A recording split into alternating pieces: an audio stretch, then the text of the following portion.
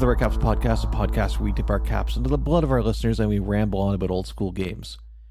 In today's episode, we are going to talk about Kickstarters. But since I've never ran one, I brought a friend in to help me out and answer all my questions. Remember, no mortal can outrun a Redcap. So as always, I hope you can sit back, listen, and enjoy. Listeners to the show have likely heard Chris from Direct Sun either on his previous episode where he was on here and we were talking about puzzle dungeons, or he has called in several times and left voicemails, and I've answered those on the show as well. He's a wonderful guest, great guy.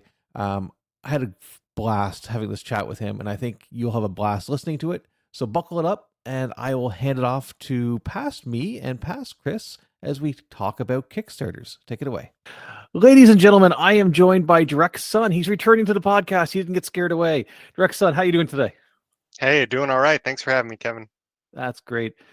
So, Chris, I invited you back because I wanted to have a discussion with you about Kickstarter. You've successfully ran a couple of Kickstarters now, and I was hoping you'd be able to enlighten somebody like myself who has never ran a Kickstarter about what the process is like and that whole thing. But before we get into the Kickstarter process, in case people hadn't heard the previous episode that you were on or aren't aware of who you are, what are these two awesome Kickstarters that you've ran, and what are they all about? Yeah, so they're about adventure modules. So I like to say that they're system neutral. You can run them with pretty much any OSR system, but I haven't slapped on any label really on them. No OSR label, no OSE label. But yeah, you can really use it with any BX or OSR system with minimal conversion. And I like to call them OSR style puzzles. So kind of like OSR style challenges, except more puzzly. And I kind of have explored what that kind of means to me, but you can have really bad puzzles and you can have really engaging puzzles that are a lot of fun for the table. And I like to think that these are the latter. And each of the two ones had kind of a very distinct theme about them, right? So the first one was eyeballs. Everything was eyeballs. And the most latest one is more reflections and mirrors and that sort of thing. And I guess that kind of plays into how you approach your puzzles in by keeping them very themed so that the player can, once they understand what the theme is, the puzzles start to make more and more sense as soon as they've realized what that theme is that's going on. Yeah, one of the main things that I try and get in there is the theme. Teaching the mechanics of the world is important in OSR style puzzles. If you look at Goblin Punch, the post on OSR style challenges, there's a few things that they go over on what those kind of are defined as. And one of them is not a necessity to have system mastery. And I take that to mean like knowing exactly what your class would do, knowing the system itself, kind of gaming it in order to get past the challenge.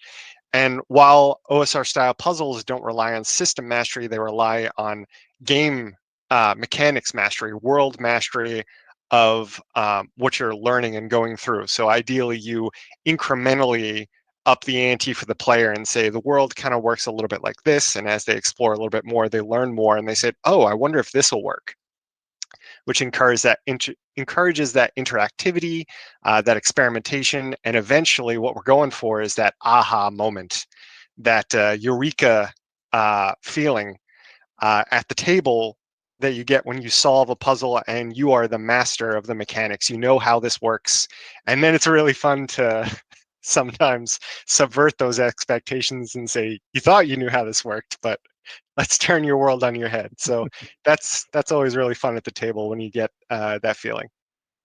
Yeah, I completely agree with you on the whole ramping up the world knowledge and understanding what's happening in the world. And there's few feelings that are better than the being able to go, oh, I called that, I knew that, and having that payoff of what you thought was going to happen is what happened, and you feel smart because you figured it out. And it's there's times where the player comes up with the better solution for, not necessarily for a puzzle dungeon, but just for a challenge in general, and it's like, Yeah, that's better than what I had. So that's what it was, and then they feel like a genius because they solved the issue. It was like, yeah, you created the solution. So Absolutely. We're playing TTRPGs. They should be able to try anything, and if it makes sense, it works. You let them break exactly. it. So right now we're at the beginning of the year. We're at the beginning of 2023, and a bunch of people are doing all kinds of New Year's resolutions. There's folks that are like myself trying to lose a little bit of weight because I'm a fat slob. And then there's other folks that are doing it much more creatively and doing things like Dungeon 23 and Hex 23 or all the slash 23s and doing different zines and little things like that. Undoubtedly, some of these people are going to take their creative works and decide, hey, this looks, I think I've got something here. I'm going to go to Kickstarter. Before somebody goes to Kickstarter, what percentage of a product should they have completed before they even think about looking at the Kickstarter webpage? So I have had different opinions on this through my 2 Kickstarters and now. The first Kickstarter that I launched was for Puzzle Dungeon, the Seer Sanctum. And I had that 100% done. It was ready to print at that point, and I felt very comfortable with that. It printed, it went through, and there was even like a few months of gap time there when I was back and forth with Mix'em. I didn't really like it too much, and I got it out. It was very low stress. I highly recommend that over the way that I did it with Aberrant Reflections. Because when I launched Aberrant Reflections, I said, I can do this. I have a great idea over here. Most of the adventure is written. I've already gone through a few play tests. We're getting more over there.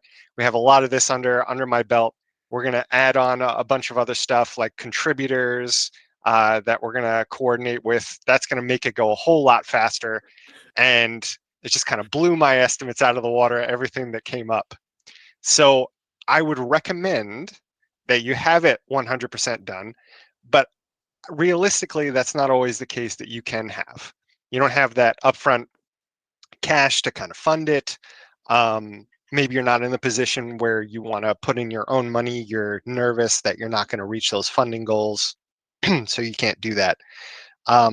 In that case, I would recommend you have 80% of the way done. And one of the most important things is there you have like some artwork and maybe like a sample spread, just so that people can get an idea of what's going on. Maybe even post a sample of rules if you're doing like a rule set or something, or 1 or 2 rooms so that people know what they're getting. There's a lot of Kickstarters that don't fulfill, and I mean, I've backed a lot of Kickstarters. I think there's maybe 1 or 2 I've been pretty lucky that haven't fulfilled that I've backed, but you know, that's been an issue in the past, and people are cognizant of that. And I think a lot of people like to try and get a 100% project launched. Yeah, I think getting as much of the work that you as the primary creator done as you can makes complete sense. I understand if somebody has to say, "Oh, I got to raise the funds so I can pay for an artist," or "I need to raise the funds so I can pay for an editor," of those sorts of things. That makes sense. But for what is actually in your control, I agree. I think you should have the majority of that done, if for no other reason for timing, but also so that you know everything else. Because I gotta ask, one of the things that's always fascinated me is when somebody's doing a Kickstarter, especially when it's going to have a physical component to it. If it's just a pure digital PDF, it's slightly different. But when it has a physical product behind it, and you're using collaborators that you're going to have to compensate in some way, how do you properly price out and calculate this before anything starts? Like, what was the process of that like? Did you have like massive spreadsheets and you're going through all this, or did you kind of have an idea? Was it more like a finger in the wind, or did you have a really good? How close how close on your margins do you think you actually were with either one of those? So with Seer Sanctum, the first crowdfunding campaign that I did, Zine Quest started up, and I was like, oh wow, I should do this. I wanted a print version. I wanted to get this out there. I'm doing it. And so as soon as February rolled around, I was like, how do I do this? And I wound up launching like a week into February. It's fine. You can launch anytime during February or release during February. That was the thing. But with Aberrant Reflections, I realized that I needed a little bit more prep time because, I had all the contributors. Seer Sanctum was just me. With Aberrant Reflections, I had started the concept and everything August the year prior. And I had started contacting people after the first Kickstarter. I contacted Jacob Fleming after I saw the cover for the Shadow of Tower Silver Axe, and I was like, I want to work with you on my next product. He's like, yes, let's make that happen. So I contacted people well in advance, and I was like, what are your prices? What are you thinking at? And I contacted most people well in advance. There were some people that I was like, I should really have an editor. I should really have a layout artist. But that was just my feeling on it and where I was at the time. Not that I'm saying that it's required for everything, but I contacted them in advance. I found out what their rates were. It's important. It's important to hire someone, I think, that has a rate list. Especially if this is one of your first or second times as a creator. You want to work with someone who's worked with other people before, understands the position that you're in, and understands what to expect with everything. So I got their rates, and I factored that into the budget. And a lot of them I added as kind of stretch goals. Say, I could do the layout myself. It's going to take a long time. Or we could hire this person who's fantastic. They have some beautiful stuff, and it's going to be a much better product if I have this person on board. And so I would add those people. And incredibly, we hit all of our stretch goals, and I estimated the stretch goals maybe too low. I mean, all I did was add their rates mostly. So that's a little telling on there. But to get back to your original question, Kickstarter has like a calculator that you can use with limited functionality, just to give you a rough idea. You want to factor in the fees for everyone that you're working with. You want to factor in, shipping costs for stuff. And there's a whole checklist of things that you should get down. But at the end of the day, really, you need to overestimate a lot. Things are going to go wrong. They're going to go haywire. You're going to have to pay more for things. You want to try and not dig into your own pocket too much. With Seer Sanctum, I did overestimate, and I came very dangerously close to getting into the negatives on the Kickstarter. So I was like, okay, I'll add a bunch on top of this, and there's different suggestions on what you should do. And for this one, at least, it's worked out. I'm not in the red yet. And for me, my goal was to make something awesome, and this was a venue to do that. I want to be able to pay people that I think make great things and produce something that's incredible from like conception to out that people are holding. That's amazing to me. I'm not going to make a living off of this. I just want to make something cool. Yeah, I had a similar discussion when I was speaking with Steven from Low Fantasy Gaming, and we were talking about that first instance where you get the first proof comes back to you into your house, and you see the physical product of something that you've created, and what that must feel like. I imagine that's pretty cool. You mentioned something in there about the stretch goals, and that's something I see that sinks a lot of Kickstarters because they create really big stretch goals or really elaborate ones. On your first one, you had one of the greatest stretch goals I saw, which I'm going to ask you to give me an example of here in a minute in the terms of the dad jokes. So heads up, get one ready. But the second Kickstarter, you added in a physical item with these stickers and everything. How much of a organizational or planning, or how much overhead did that add in going, oh, I've got to source now stickers from a different person that I got my zine printed from, and combining them and getting them all shipped out? Just, I remember the days before launch, I'm like, oh man, did I factor in the weight here? Like, is this going to screw up if I had 3 stickers into a package? Is that going to change like the overall shipping? Is it going to bump me in another bracket? And I have to say, I didn't think of everything, because after the Kickstarter started, I'm like, oh, wow, I didn't think I was going to get this many backers. Everyone's going to get a sticker. That's going to bump me into the next bracket of how many stickers I need to order. But thankfully, enough people backed where it didn't make a difference. But like I said, overestimate. That stuff does come into play. I didn't do. So the dad jokes weren't a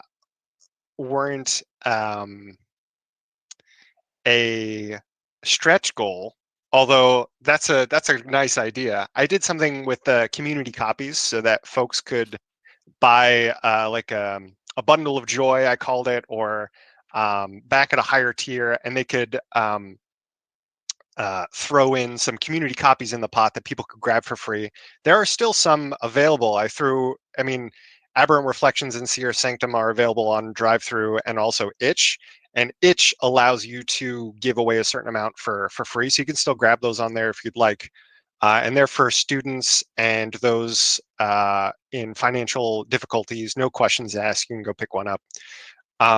And they were made available thanks to the generous backers who would provide that, and also they would get a dad joke, which was really fun for me. I came up with a lot of dad jokes for Aberrant Reflections. There were a lot of generous folk, which was a lot of fun. And we did so well. I got to make something else really cool, which wasn't part of the Kickstarter, but I thought it was really awesome. I made some postcards with some sweet art from Jacob Fleming on the front there, and some lines there for Right Stuff. So I wrote them on there and I mailed them to everyone who gave me an address. So that was a lot of fun. That's really cool. And the humor side of things is something that's kind of always come around with your Kickstarters. I think one of the things that kind of sets yours a little bit apart, or something that I know I said to you the first time that we met, and everybody who I've talked to that has seen your Kickstarters has commented that how much they love the video that you do with them. That the videos that you do kind of, it's what's kind of separates you apart a little bit from people who maybe don't know you, but are looking at a whole collection of zines and deciding who they're going to back. Where did the idea for that come from? Was that just something that, you've done videos before in the past, you thought it was good, or was there a marketing tip that somebody said, hey, go make a funny video to work? Or how does that work out for you? I had so little time with the Seer Sanctum, not only getting the campaign out, but also in my life, because my son, my firstborn, was born just in December, and I had such a busy schedule throughout the day.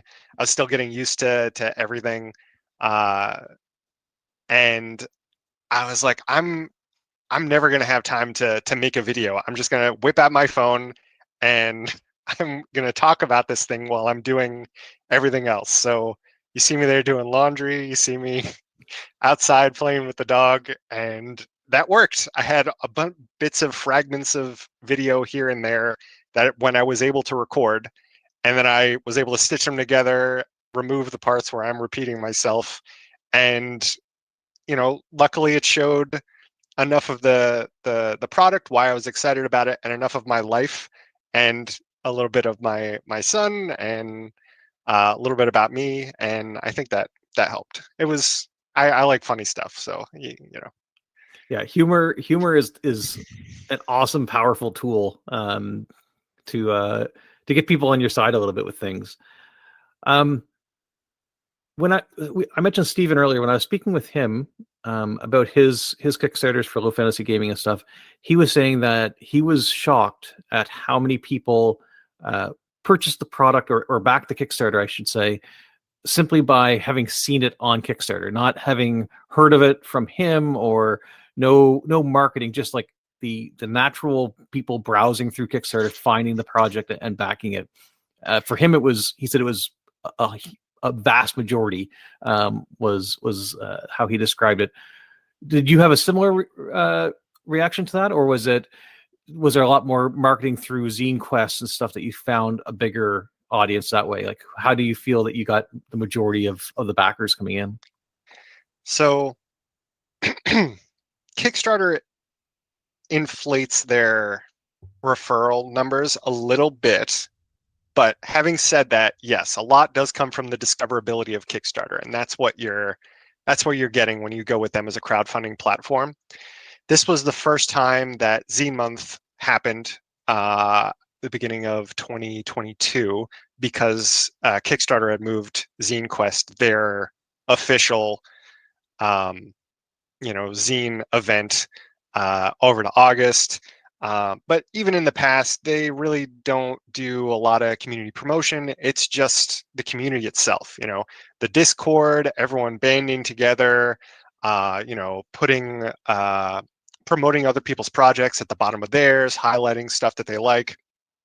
It's a whole big event, and it's really fun to be a part of, as a creator, and also, just as a consumer. And that does help a bit. Everyone getting the word out, and stuff in the community. The biggest thing that I've heard helps, and the biggest thing that I've seen help, is breaking out of your circle of influence.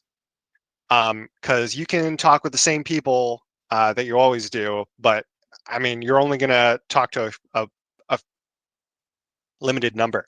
It was a Dicebreaker article that broke for Aberrant Reflections that the majority of my backers came from. And so they do TTRPG news, and board game news, and they got a whole bunch of different sections. But they broke it, and I had a unique spin on what the Kickstarter was. Influence from Zelda, and they really latched on to that. And I had a press kit. So it's a promotional kit, and you can basically just copy from this kit. It was very easy. You make it extremely easy. You put quotes in there. It was Tony V, who's actually on the committee. I don't know if I should call it that, for Zine Month this year. But he's like doing a bunch of community stuff, and there's a workshop where he did on press kits, very useful. So I sent that over to Dicebreaker and a bunch of other editors and bloggers and stuff, and really it was Dicebreaker who was the one who responded, and they broke it, and that was the most influential. Tony V also has a list of contacts now for Zine Month 2023, who volunteered their info to be contacted. So it's not guaranteed that you're going to be featured in an article or anything, but these people have said, yes, I will I will allow spam in a limited quantity from people trying to promote their projects. You might get bundled in like a group post of like different projects and that such. So other things in promotion, I know you didn't specifically ask that, but you got to break out of your circle of influence. Reddit has been amazing. I'm so happy that I'm an active member in Reddit. They're wonderful people. I have loved them for years, Redditors. The OSR Reddit is fantastic, and things you need to look for are self-promotion rules on the subreddit, and people like to see things from creators who are active in the community, talk in the community, contribute to the community. If you spam your stuff, they're not going to like it. But people buy stuff on Reddit. The bird site, not so much. I got maybe a few backers from Twitter. But yeah, Reddit, different subreddits too, and different communities that you might not expect to be interested in your game or rules. If you intersect another hobby, like I branched out and I said, hey, Zelda fans, here's a TTRPG which was influenced heavily by Zelda. And some of those worked out, some of those got some positive feedback. The DCC subreddit, surprisingly enough, were like, this sounds crazy enough that I might be interested in this. There was that. If you're able to be weird enough that DCC is approving you've done something all right there. I agree with the whole cross-pollination. I'm also pretty active on the OSR subreddit. I think it's great. Another spot, although I'm not a huge fan of the site itself, for in terms of like my personal life is Facebook though. But from a gaming perspective, there are tons of really good Facebook groups of people of all areas. And just a suggestion possibly for you, I'm not sure, maybe you've already explored it, but what might fit in good with your style of things too is if you find escape room subreddits or escape room groups and be like, hey, if you want to try an escape room type thing, here's a puzzle that might work for you. I hadn't considered that, and I'm writing it down. I will write it down. That's fantastic. I've also considered doing advertising, because I think BackerKit does advertising now. So you supply them with some banners and stuff, but they'll do the footwork, and they'll throw up the ads in different sites. And I've heard from Ian Newsom, who did The Drain. You might recognize him. There's a funnel for Mothership, and also like this compilation Hull Breach, which I think recently fulfilled. The Kickstarter was like 500K. I think it got. And I think it was him who suggested BackerKit advertising, and it might be worth it if it's in your budget to do that. I'm not on Facebook. I believe you that it's a good group and community. I've heard that from other folks as well.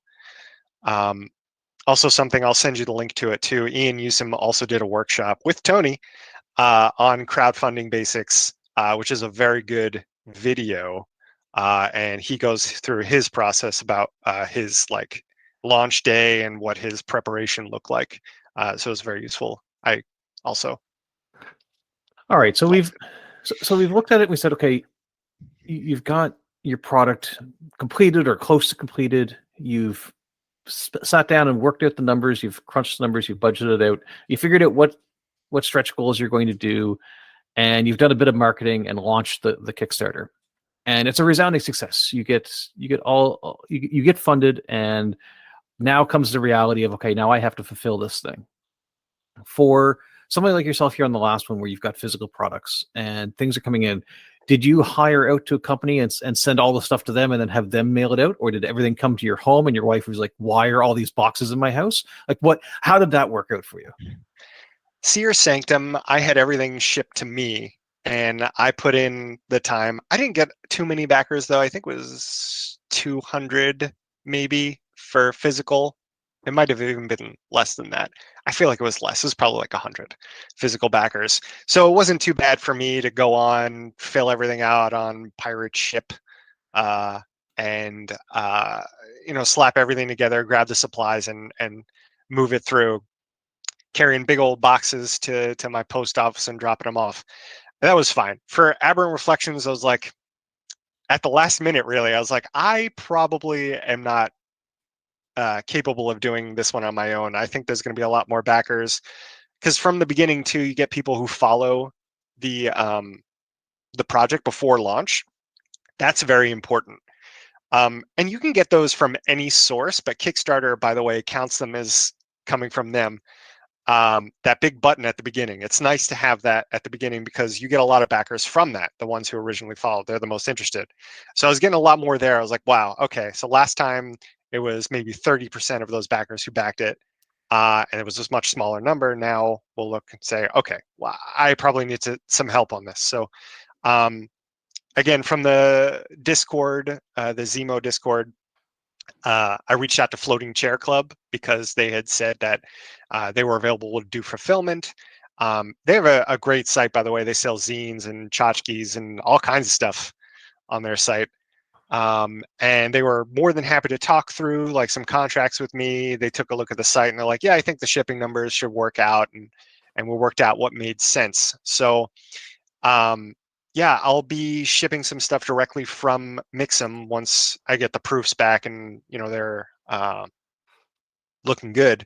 Send them to Floating Chair Club, and then they're gonna send them out to backers. Awesome. I actually just realized that there was 2 points with regards to marketing that I forgot to bring up with you. So what you kind of touched on it there is that Kickstarter has the whole, anybody who's backed you previously gets notified when a new one goes up. And I noticed that you had started up a newsletter on Substack. which I have as well. I want to know what your thoughts are on how the newsletter thing is working. How do you feel about that? And did you have a large number of return backers from the first Kickstarter to the second? I did have a lot of return backers. I made sure to message them also with like a Kickstarter update. And I messaged the folks who had purchased on DriveThruRPG. You're not allowed to include links on your own in those emails, so you have to reach out directly to like the help on DTRPG site, and then they will send out the email for you. You draft it, and they're like, okay, this is cool, but also you need to fulfill this Kickstarter with DriveThruRPG. So you gotta put their logo on there. It's not a huge deal, but it's really nice to have the emails of people who want information from you. So it's nice to have your own mailing list of people who have signed up for that. I have not posted anything to Substack yet because I've specifically said this is for updates on products that we are putting out or crowdfunding, new stuff. And so my first update is going to be when the physical copies are available for purchase for AR. The digital copies are available now, but I've been thinking about what's going to be in the first post, and it's going to be everything that I've kind of released over the year. There's going to be a couple of free things on there.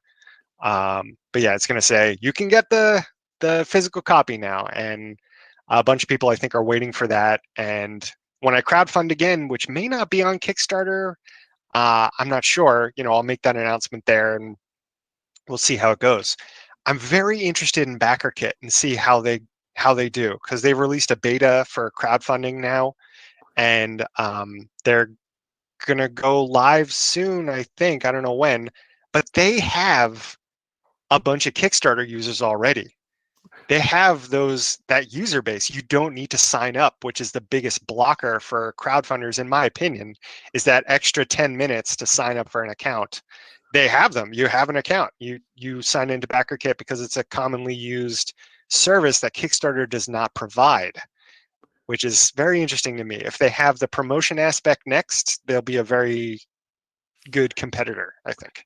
Yeah, I'm really shocked that Kickstarter as an entity allowed BackerKit to piggyback off them for as long as they did and allowed them to grow without just buying them out. Like at a certain point, it was obvious of what utility BackerKit offers and why people are using it. It would have made sense a year or 2 years ago to be like, from Kickstarter's perspective, be like, okay, we're going to buy these guys and bring them into our envelope, because otherwise they're going to do exactly what you just mentioned. Is they're eventually going to have enough of a customer base, enough of name recognition that they can spin up their own, and they're clearly going to probably cut the margins and the fees from what Kickstarter does. So yeah, I'm shocked that Kickstarter didn't see that coming, or maybe they did and BackerKit chose not to sell. That's always an option too. But they're such a big name. My guess is because they haven't really improved a lot of their tools over the years. The same bugs are there, and they prioritize different things, which is fine. And I hope that the competition does really well. I should also mention that Kickstarter is not available in every country, so some people can't actually crowdfund with Kickstarter, and there are alternatives. Just so far, Kickstarter has been the biggest draw in because of their discoverability, and like you said, people go to Kickstarter to look for Kickstarters to back. Right. There's also stuff called slow funding, which is something completely different to wrap your head around. It's you crowdfund for a certain amount of time and then keep going. Like for the entire release, people get updates, and the more money that you get, you can add more things on there. You can continue to meet those stretch goals over the life of the project. The site I think that I'm thinking of is Cardboard Monster does slow funding. You can do itch funding too, but I will say that itch discoverability is really horrible. It's one of the worst for discoverability, but they have a great tool set for users. So there's that, and they genuinely seem to care about them. I hope that that it becomes a bigger platform. We'll see. All right, so we've gone all the way up through now to fulfilling, and we've mailed out the boxes through our fulfillment partner, or managed to lug them down to the post office ourselves to drop them off. And our Kickstarter is closed, and everybody's happy, and you're kind of basking in the glory that you've pulled this off. This is a long journey, and you've got to complete. But now let's talk about the most sexy topic of all. Your bank account comes at the end, and you've now got to pay taxes, which is something I'm sure a lot of people forget about. How much of a business aspect afterwards of like just the general accounting of all this came in afterwards, and how did that was that something you had experience with prior, or did you have to go and say, all right, I need to talk to somebody, make sure I do this right? Or that is not something that I'd had experience with before. I created a company, an LLC, for my publishing. It's called Direct Sun Group LLC. It's a group of one. But I registered in Washington State, which is where I live, with the Department of Revenue. And this is going to be different for wherever you live, and if you're in the US or if you're not in the US. And I don't know everything. But I went on their site and I learned what I needed to do for Washington and what I needed to do for the state. Crowdfunding is something very specific in Washington, and they want you to pay taxes on it. And I had very specific questions on here, and the frequently asked questions were actually pretty good on there. I was like, well, what about my cost of, doing this and that? And they're like, well, you still need to pay taxes on that because that's the cost of doing business. So, if you have a question on that, they probably thought about it and they're like, yeah, we want our cut. yeah. So yeah, you look it up. I also ask questions in the Zemo Discord because there are other people from the US also who are looking into how to do that with their taxes. And yeah, there's annoying things with it. Like for Washington, at least, you need to do it quarterly instead of yearly, which doesn't make too much sense for everybody. But I don't know. I'm veering off. It wasn't too hard to do that. It was just a little bit of a time sink looking into the taxes and stuff. Yeah, and I think it's important to call it out, even if it's not difficult, is for just for people to remember, because I think there's a lot of folks that, because they don't operate businesses, and maybe they're just doing this as a hobby, as something fun. Kickstarter does not take any taxes out. Drive-through RPG does not take any taxes out. You have to pay that. Yeah, so be safe, cover your butt on that sort of thing, and educate yourself where you can. If you don't have the time or the knowledge, find somebody that can help, and give you some of that advice. All right, so we've completed all that. We're at the beginning of 2023 right now. Let's look back at 2022. Outside of your own products, what was the best Kickstarter that you touched, or product that you got over the course of 2022 via funding type manner? Knock 3 came out. I love the Knock magazines. They're always my most used book on my shelf. I love just picking them up and like, I haven't read Knock in a while. And I'm like, oh, I've never even read this article before. And it always has some idea to get me excited. The Merry Mushmen are fantastic. I think they came on Redcaps, didn't they? Yeah, they were just they've been on twice. They were just on here in December. We were talking about the new bestiary that came out, and we should be hearing from them sometime within the next probably 40 to 60 days about when Knock 4 will be coming out. So I'm eagerly awaiting that as well. That'll be an insta back for me. They definitely know how to do it. They get everyone excited, and like they're 100% done, before they start. And yeah, good stuff. I did not back the bestiary, but I did back. Well, and I heard good things about the folklore bestiary. I did back Skirple's bestiary. I'm looking forward to. I'm so mad at myself on that one. Oh, so I don't know if I've mentioned it on the podcast. What happened with Skirple's one for me was So I love monster books, and if you put out a monster book, I'm probably going to buy your monster book. Just if anybody who's listening who wants to get money from me, that's probably the best way to do it. But Scribbles launched his Kickstarter, and at the time I was waiting to see, which level I want to do. So I backed at the $1 keep me in this Kickstarter level, which generally a lot of Kickstarters, if you've at least backed, you can always upgrade your pledge later on. Yeah. So I threw in the bid just so that I was on the list, and I was planning on upgrading it at a later point. Lost track of it. Life was busy. Blah blah blah. Kickstarter closes, but I don't have an option to update. It was just like a $1 donation, which is fine. I don't mind doing the $1 donation, but I was like, oh, you mean I can't get involved in the Kickstarter now? So I'm locked out of it. I contacted Scribbles, and they're like, yeah, sorry, that's just kind of the way this one's set up.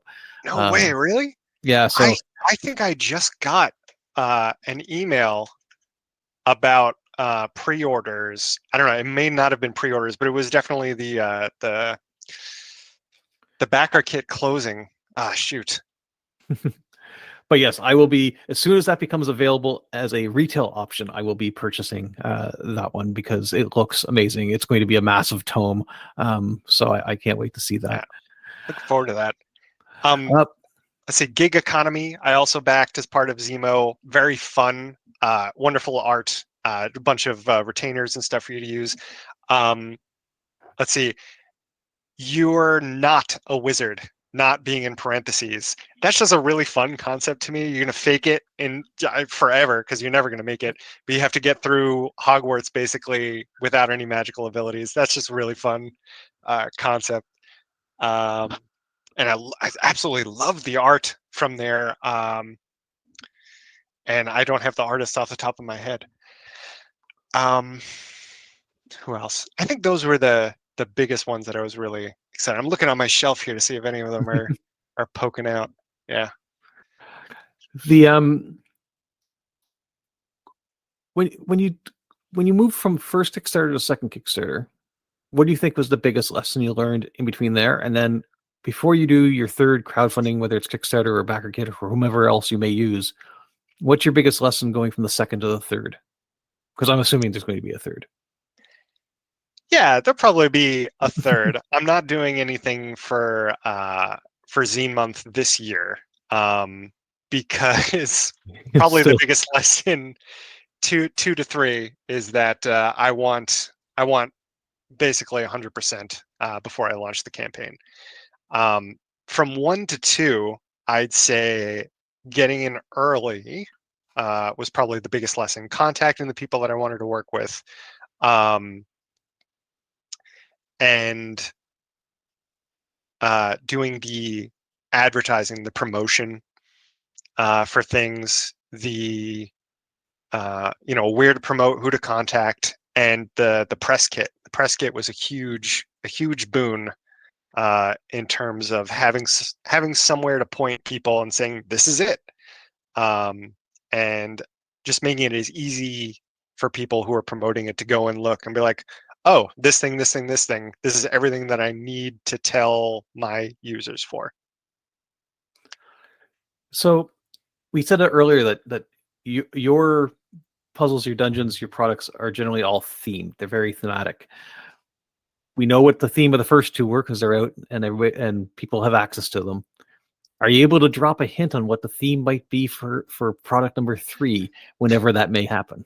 Yeah, probably more than a hint. I have been thinking about this for a while. I have not said it publicly anywhere, but I recently did a blog post where I talked about OSR style puzzles and why I thought they were fun. And I just wound up coming up with a bunch of examples for this. I was like, wow, this could be pretty good.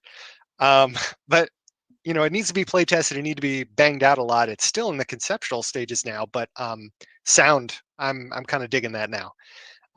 So if you want spoilers, I don't know how much is actually going to be in the final product, but you can go check it out. And if you want to make your own puzzle dungeon, which I think that you definitely should, because I want to play it, and I'm selfish like that, you should go read the blog post and get some ideas there.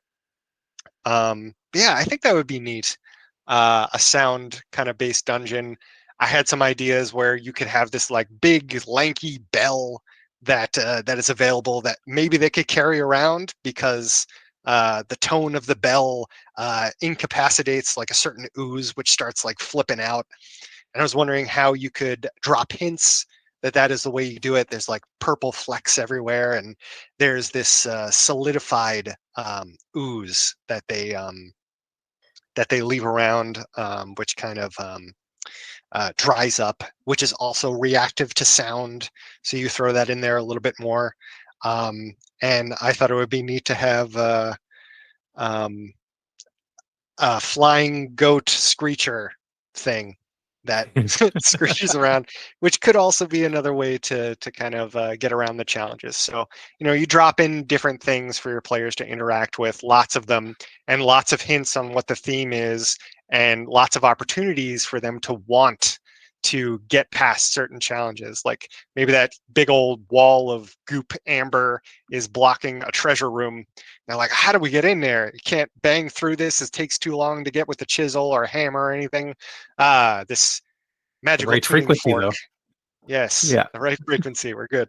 So I've been thinking about sound. Like I said, I don't know how much is going to be in there or when it's going to be. Maybe in August. I don't know. Yeah, you could have a group that's kind of like Yamaha. If you've ever looked at Yamaha's logo, it's two tuning forks. Very few people actually realize that it's actually two tuning forks, since they were originally a piano company. But yeah, all of Yamaha's logos that have somebody who's got like a tuning fork for their logo or something on the front of the place, and do things like that. That'd be very cool. I like that you're kind of keeping to the whole senses aspect and playing into the senses of the characters and how they're doing. Yeah, I was trying to brainstorm some other themes too beyond senses. And I mean, because you have mirrors, you have the sight and stuff over there. And actually, I don't know why I brought that up. I don't have an example off the top of my head. Forget I said that.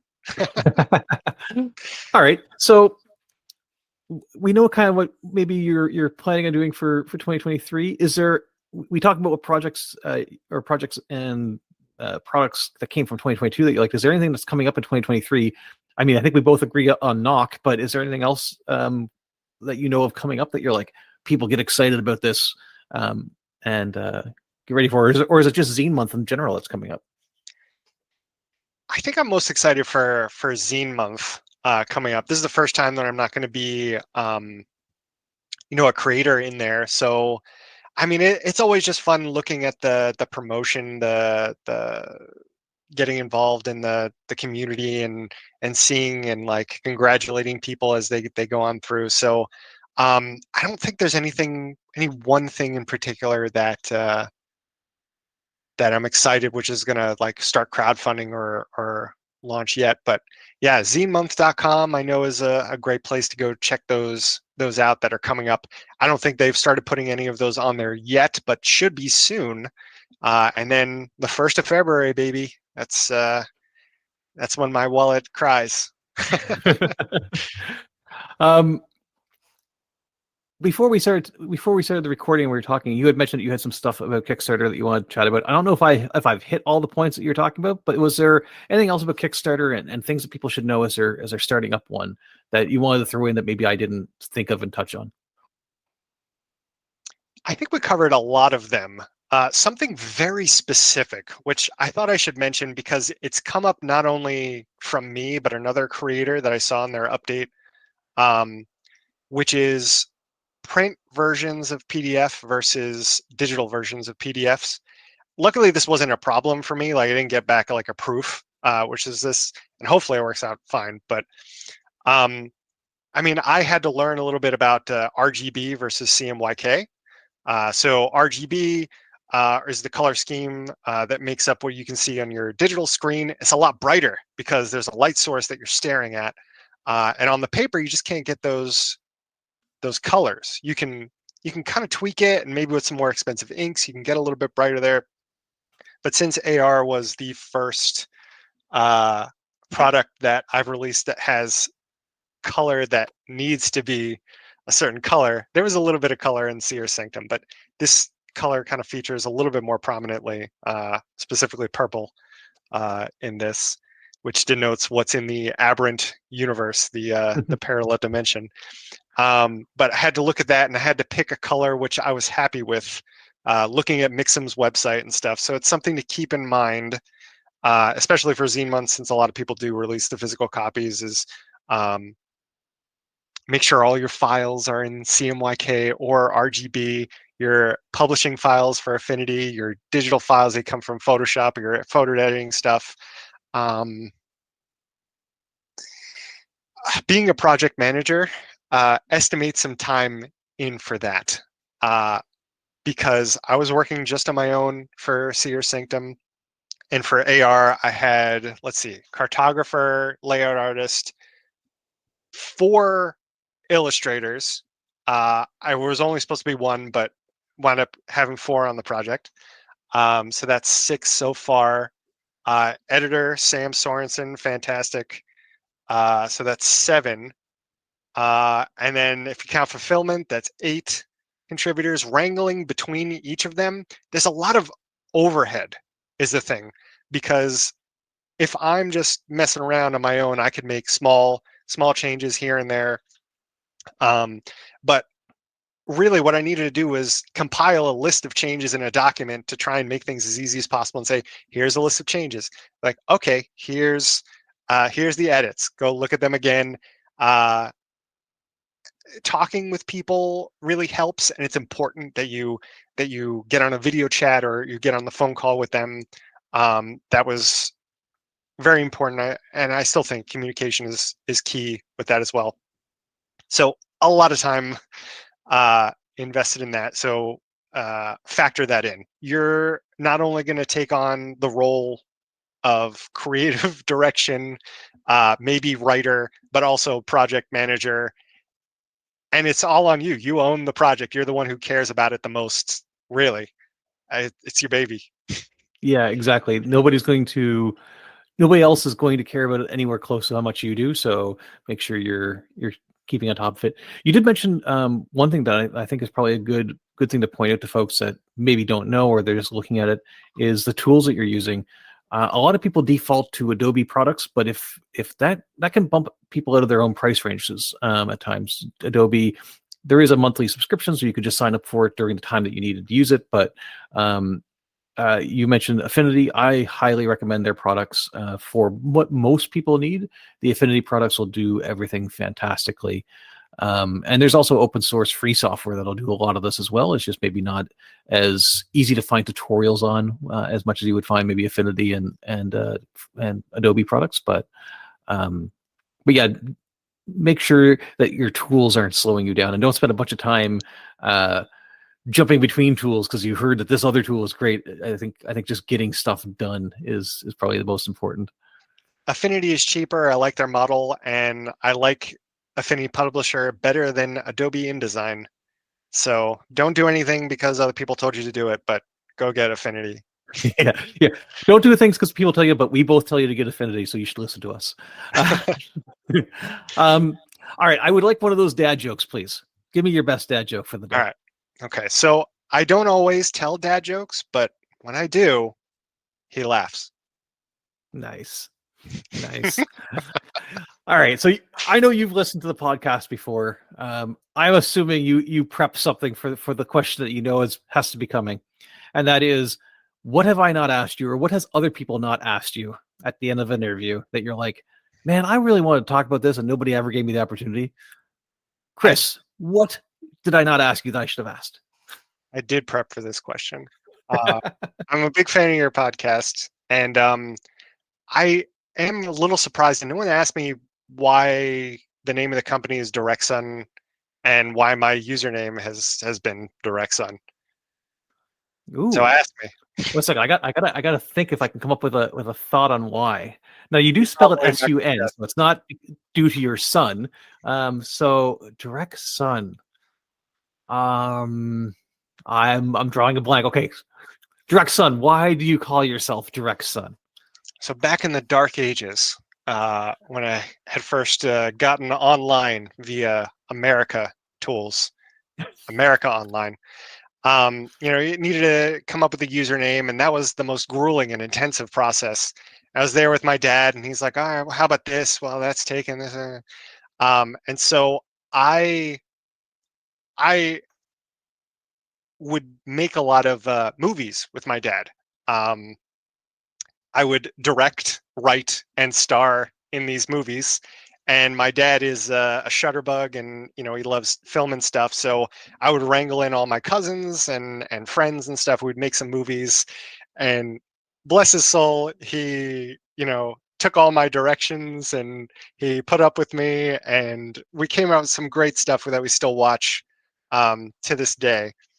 I'll just drop a few things in there. The Ghost from the Deep, and Night of the Living Dummy. You kind of get the. I see where the gist dad there. joke love comes from. Gotcha. And so he's like, "How about direct, son? Because you direct those movies. You're part of this thing." And SON because you're my son, basically, right? So it was SON for a good while, and then eventually it morphed into SUN because usernames were taken elsewhere, and that's it. It's direct. Well, I wasn't son. that far off. Only instead of it being your son, it was your father's son, and you were the Indeed. son in the quote. The cycle continues. And I see now where maybe some of the skills for said videos are coming from for the Kickstarter as well. You've had a lifetime of practicing for those. So drama and acting and stuff has had a big influence and has played a big part in my life growing up, and that's kind of fallen by the wayside in my adult years, I would say. But I like acting. I like theater, and that's been fun. Yeah, so that's a part of my history, and it's always a part of me. Yes. Is there a spot where if folks wanted to see some of these, have you put any of these older videos online, and would you ever put any of these videos online if you've not? No, they are not online. They're available to my family, but that's it. Yeah, I don't think that I ever would. They're way too embarrassing. Those are the best kind, though. All right. Well, hopefully you're able to incorporate that more, if it's in marketing or if it's just in a different creative endeavor, and bring some of that back. Because, like I said, everybody who I've talked to who've seen your Kickstarters rave about the video. So I'm sure if it was something that you were able to dedicate a really scripted thing to, you'd knock it out of the park. So yeah, hopefully you're able to envelop both sides of this hobby or passions that you have. An interesting thing about the Kickstarter videos, which I don't think I mentioned yet, Kickstarter says that a lot of successful campaigns have a video, right? They have this statistic on there, and so a lot of people try and have a video, and sometimes it's just like the image and maybe like a flash here, some text, and maybe some music and stuff. But I always thought it was interesting and useful to have someone talking about what they liked and they thought about it and how they enjoyed it. The thing is, though, a lot of people, like they'll show you the stats here, a lot of people stop watching after the first 30 seconds. Mm-hmm. So you either need to draw them in those first 30 seconds and get them engaged, they finish it, or make a 30-second video, which is amazing. So there's a huge challenge there. With the last video, I tried to keep it super short. And it's hard to get in all the information that you want in that amount of time, but it's creative, restrictive challenge there.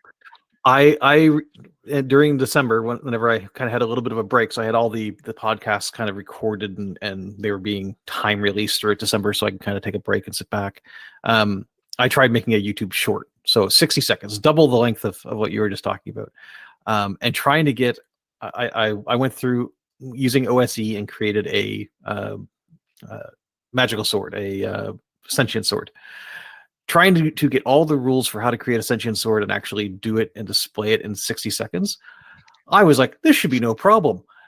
It got done. It happened, but I was like, wow, that was a lot rougher than I thought it would be. It was a lot more edits and a lot more like, okay, well, I need to trim this by another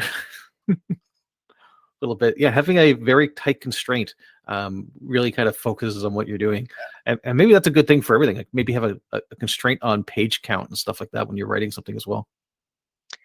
Yeah, I hear that definitely helps.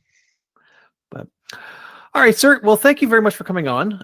It was awesome to have you back, and the education you kind of provided here, at least for me, there may be people that are much smarter than I am that have been listening to this, and they're like, "This is old hack," or there's people that are like, "Oh, that's exactly what I needed to get started." I'm going to ask you, if you can, to provide me a bunch of links. You gave out a bunch of cool sources of where you've got some help, and we'll put all those down in the description for people to go and look at.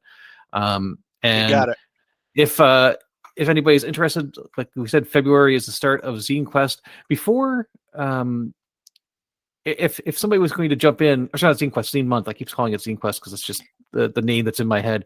Zine Quest is also launching at the same time. Oh, are they both starting at the same time? I Yeah. thought one was in the summer this time. Oh, so they changed it back. They're like, we screwed up, guys. We're going to change it back to February. So Zine Month and Zine Quest are going at the same time, and even if you launch on Kickstarter, you can keep, because Kickstarter, Zine Quest, that's their thing. But you can hang out with Zine Month. You can chat with everyone, and they'll still try and promote other crowdfunding platforms over Kickstarter, but they'll still promote your stuff too, and you can still engage in the community. And I highly suggest that you do that. There's plenty of workshops, a great community. Last year was fantastic. This year they got some great infrastructure, and they're doing things a little bit earlier. I think it's going to be great. Go check out the Discord and the site.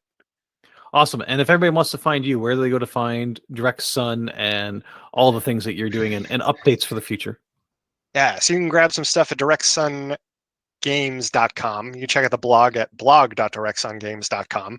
You check me out on Mastodon. I'm not so much on the Bird site anymore, but Mastodon, I'm directsun at dice.camp. That's right. Yeah. At directsun at dice.camp. That's me.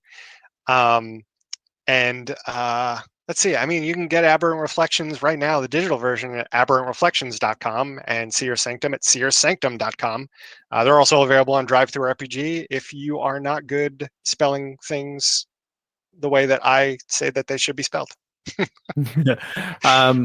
And is there a difference? You had mentioned itch before. I don't know. Are you selling on itch as well? I am. I'm selling on itch. Is there a difference for you in terms of which place somebody purchases from in terms of the cut? I think itch typically gives a better cut, right? Yes, you can select the cut that itch gets. By default, it's 10%. You cannot select the cut really and make a significant difference at DriveThruRPG. It's 65% usually. They will take 70% if you let them. Sorry, so you get 65%, right? So I got that backwards. But they will give you 70% if you decide to only digitally sell on their website, which I don't do. I recommend you do 65%. You want autonomy over your digital copies. But discoverability is the biggest thing on DriveThruRPG. Same with Kickstarter. Most of the sales are on DriveThruRPG, and they have the deal of the day, which is the biggest thing, which I've never been able to afford. It's based on it's a whole weird thing that I don't have time to get into. But their newsletters and stuff are really great. I mean, I should actually mention something else now that I think about it. Shoot, we're not on a time limit. Go ahead. So I said promotion of your stuff and breaking out of your circles is a really big thing. So newsletters, very important to have, but get on other people's newsletters too. So remember what I said, that I don't put any banners on the products. I say it's BX compatible, but I don't throw the OSE symbol on there. And I do that very stubbornly. I beat myself up about it every time. And the only reason and Gavin has a great newsletter that he does. He does. I wish that I was on there, but I don't use his third-party license. And I don't do it because of the text that he requires in the book, which is this game requires old school essentials to run. And I know what other people do. I know that the text immediately following that is, or you can just use whatever you want. It's fine.